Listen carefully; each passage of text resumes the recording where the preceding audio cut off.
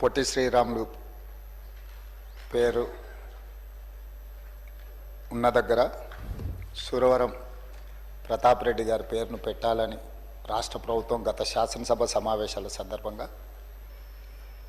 కునంనేని సాంబశివరావు గారు ప్రభుత్వం దృష్టికి తీసుకురావడం, ఈ అంశాలను ప్రభుత్వం పరిగణలోకి తీసుకున్న తర్వాత గత 10 సంవత్సరాలు తెలంగాణ రాష్ట్రం ఏర్పడ్డ తర్వాత ప్రభుత్వాలు తీసుకున్న నిర్ణయాలు విధి విధానాలను పరిశీలించిన తర్వాతనే ఈ ప్రతిపాదన రాష్ట్ర ప్రభుత్వం ముందుకు తీసుకురావడం జరిగింది. దురదృష్టవశాత్తు రాజకీయాలు కలుషితమైనయా, రాజకీయ నాయకుల యొక్క ఆలోచనలు కలుషితమైనయా,